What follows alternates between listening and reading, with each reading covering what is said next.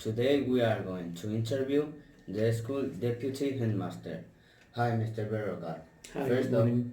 first of all, thanks for your time and for letting us interview you. We are going to ask you a series of questions so that everyone gets to know you better. Okay, thank you. We know you are a busy person, so we'll try to be quick. Thanks. First, let's talk about your life before being a teacher. What were you like as a student? Did you get good marks? Did you behave properly? Well, yes, as far as behavior, I was a good student and no problem with the deputy headmaster. And as far as qualifications and marks, my favorite subjects were English, science and maths. And yes, I used to get good marks. Yes. Okay. Why did you want to become a teacher? Well, there are people in my family who are teachers, so probably that was a big influence for me. And then when I was 16, I started doing private lessons, private tuition, and I quite liked it, so I continued. Yes. How long have you been teaching? Do you remember your first job as a teacher? Where was it? Yeah, well, the first time I worked as a full-time teacher, well, part-time teacher was in England. When I finished at university, I went to work in England for 1 year. And then I came to Spain and became a full-time teacher. In my first school was El Borcense in Cáceres. Okay. What is your favorite age to teach? I don't really mind. I used to teach lots of bachillerato students, but here in Casar there is no bachillerato, so I'm used to teaching first, second, third, and fourth of ESO. Do you consider yourself a tough or an understanding teacher? A tough or an understanding teacher? Well, I think I'm an understanding teacher, not very tough. What was the worst and the most satisfying moment in your teaching career? Well, I can't think of any bad moment in my teaching career, and I think satisfying moments you get every year. With every group of students, you can get a good feeling. So, no special satisfying moment. Now that we've talked a bit about your teaching career, let's talk about our school. How many teachers and students has our school got? Well, students about 160. It depends. Some years 170, some years 150. And as far as teachers, around 28, 29. Okay. Why did you decide to work here and to become the deputy headmaster? Well, to teach here in Casar, the reason was because I was teaching in Mérida before coming here, but all my family lives in Cáceres, so I wanted to come to Cáceres, and Casar was very close. That was the main reason. And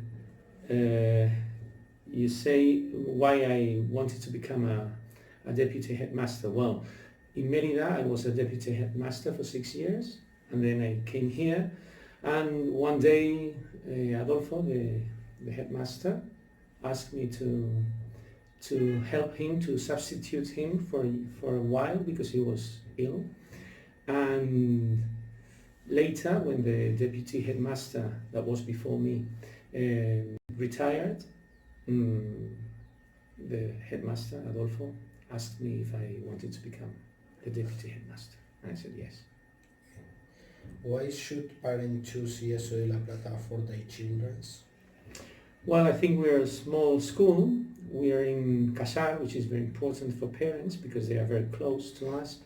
And we are in charge of their children. We talk to them very often, and I think we are a very dynamic, very active school. We do lots of things. Okay. What does the school curriculum offer? An interesting project. Can you tell about the Erasmus project? Okay, as far as the school curriculum, we've got general education, right? Compulsory secondary education. Then we have vocational training in food industries, which is also very interesting for some students. And we offer some programs such as PEMAR and Impulsa. And then we're involved in different projects. We have Radio Edu, we have the library, we have Scholarium. And this year is the first time we are involved in a project, in an Erasmus project. And we are very enthusiastic about it.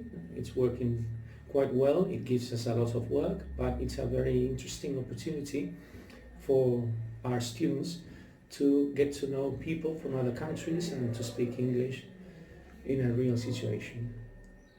In your opinion, what are the biggest challenges that teachers face in this school?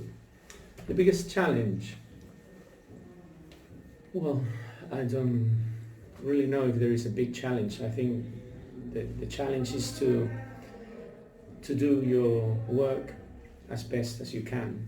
We don't have very big problems. I mean, most of the students in this school are quite nice. Maybe they should work a bit harder than they do, but I think they're nice people. They are very dynamic, and I think we don't have big problems. Can a student use mobile phone at the school? Why? Well, students in general are not allowed to use mobile phones at school unless it is for an academic reason, right? So if there is an activity in which the mobile phone can be used and must be used, no problem. But we don't want students to use the mobile phone in the playground during the breaks or even in class, because I think that doesn't help them to get in touch with other students, to communicate. I think it's better if the school is a non-mobile phone area. You have the rest of the day to use the phone, and you do. Every student at this school has access to their own laptops. How does this benefit their education? Well, all the students that do compulsory secondary education get a laptop from the school in all the years they are here. But and the students who do vocational training, they don't really need the laptops that much, so they don't often have them. But they can go to the technology class and they can use the computers there, right? And how does this benefit their education? Well, we are very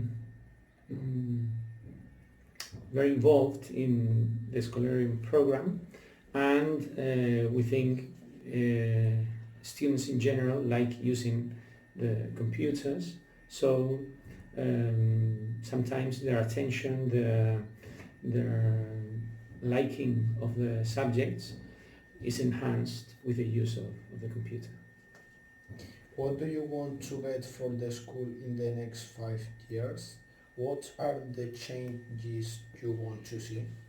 Well, we want this Erasmus Plus program to become part of our school in the following years, and we would like to raise the academic level of the students, because at the moment we are reducing the figures of failure of the students, but we would like our students to get better qualifications so they can access other types of studies in the future.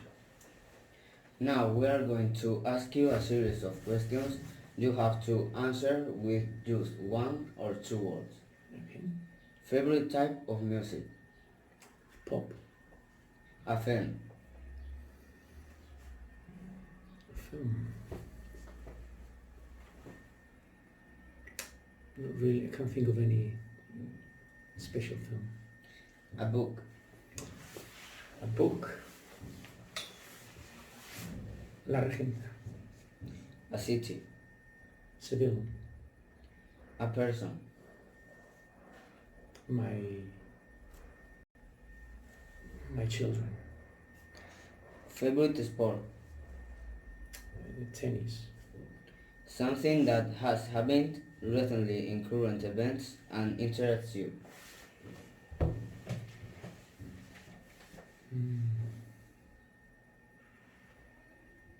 Politics. What do you like to do when you are not teaching? I like sport and going to the countryside. Describe yourself in 2 words. Friendly person. Thank you so much for your time, Mr. Berrocal. That's all. Thank you to you. Bye.